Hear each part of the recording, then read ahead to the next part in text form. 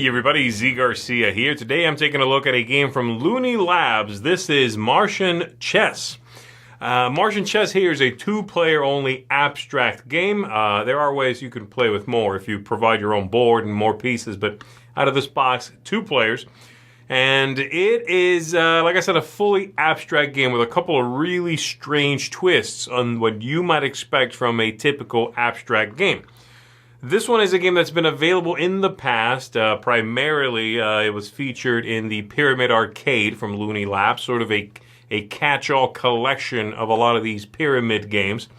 But it's now been become available as a standalone, much smaller package here that has just this one game.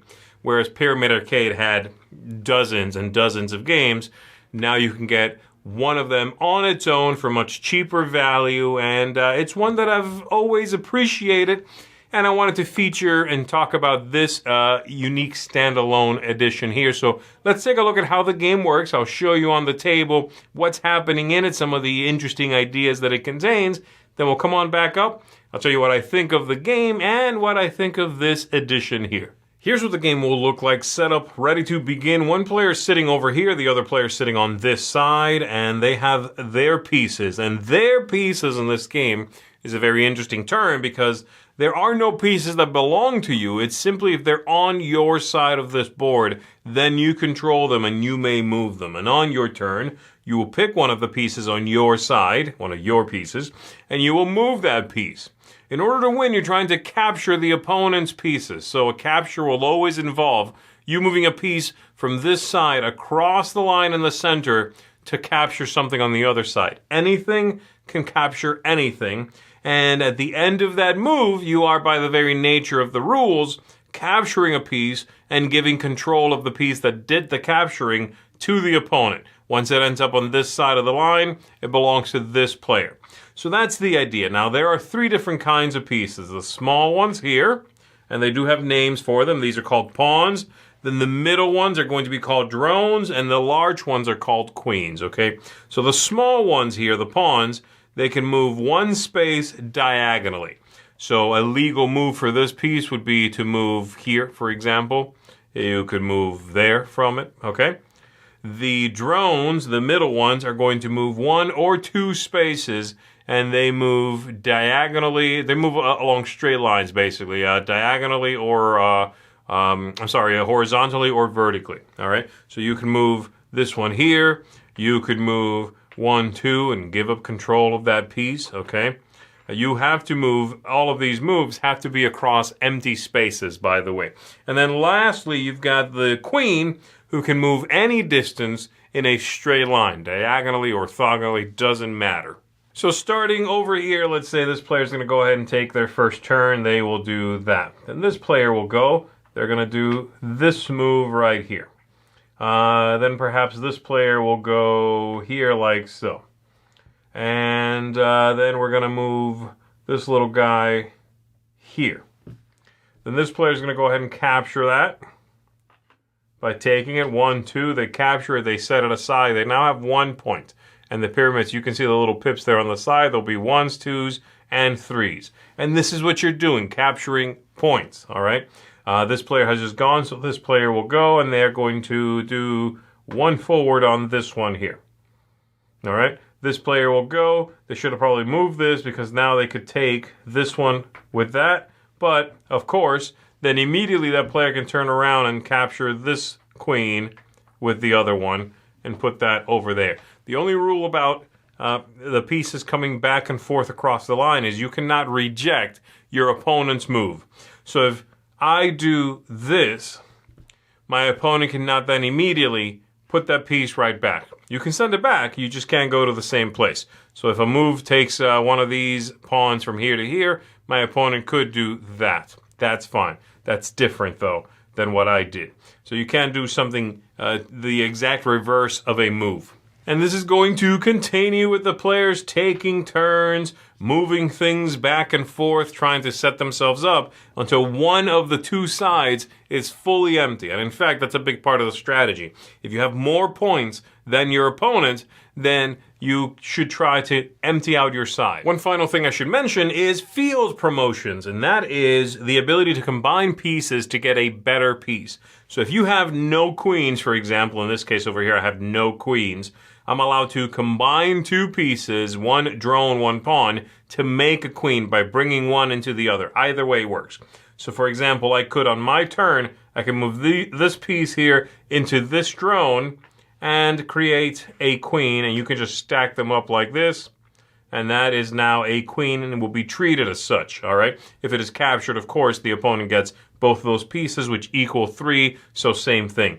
And just like you can make a queen from these two, you are allowed to, if you have no drones whatsoever, so if all 3 of these are gone, then you are allowed to combine 2 of the pawns and make a drone, and again, of course, worth 2, and now moving following the rules of drones where you move 1 or 2 in a straight line. Ideally not there because your opponent's going to go whoop and eat that up. So there you go. That's how that works. That's all the rules. There we go. So that is Martian chess. As far as the components go, I really like the pyramids that they chose to put in here. I like that they are a lovely color, that very attractive wine color. They are all the same color as well, which is something that you could have run into trouble with if you were playing with any pyramids you could find. For example, if you were playing out of the Pyramid Arcade, you might have mixed colors across the table. And they mean nothing, but it's an extra mental step that you have to take to remind yourself, all right, the colors mean absolutely nothing. If they're on my side, they're mine. So I like that. And again, I like the entire color palette that they went with here. I also like the size of this packaging. This is incredibly small and portable, and the game does not need to be any bigger than this. The one thing I'm not as big a fan of is the board. I don't like the way the board folds, mainly. There are 2 creases in it because they need to fit it in this small box, and they are very pronounced creases on the board. If pieces sit on that lip, they sort of tilt over. You can hear the paper sort of crinkle as you unfold and refold the board. And it just robs the very gorgeous aesthetic of the game of some of its luster. I wish perhaps they had gone with a small cloth board, a small, little woven whatever, and it would have added to the sort of alien feel of the game in a way. As it is, I understand that cardboard, or I suppose that cardboard is more inexpensive, and it's the way to go for them to put it in this box. But I don't like the way that the creases look. There's just that giant gap in the cardboard. Doesn't look particularly good. But that's my one negative, really. It's the only negative, and if you're really, really enamored with the game, you could always play on a modified chessboard or something like that. The gameplay itself, I think, is really interesting. This is one of my favorites of the Looney Labs games, one of my favorites probably of all the pyramid games.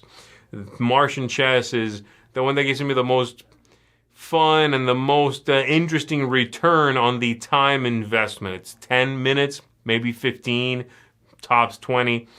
And it's so clever, the back and forth. It's a game that takes your brain, especially if you're an abstract player, and flips it on its head, forces you to think about things in a different way, forces you to make at least a couple of those mistakes where you attack something, capture that thing, and then realize, oh, wait, I just gave you a better move in return because that piece I captured with is yours now. Oops, you're about to throw it right back at me and take something better, which you saw in the overview, right? So yeah, it just makes you do some interesting mental gymnastics, but in 10 minutes, and I really appreciate that.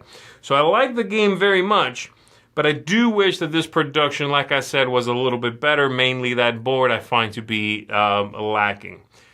So I'm going to come in at a 7.5 for this one. It's solid. If you are an abstract player and you haven't checked out Martian chess, I certainly recommend this one. I'm glad of the, I want to say 2 or 3 that they chose to produce as standalone games in this small box, that this is one of them. because it's one of the absolute best. It's an interesting game. It's clever, very engaging. And I do wish that the board was perhaps a cloth board, or that this box was just slightly taller so it had a single fold in the middle where nothing will rest across that black line.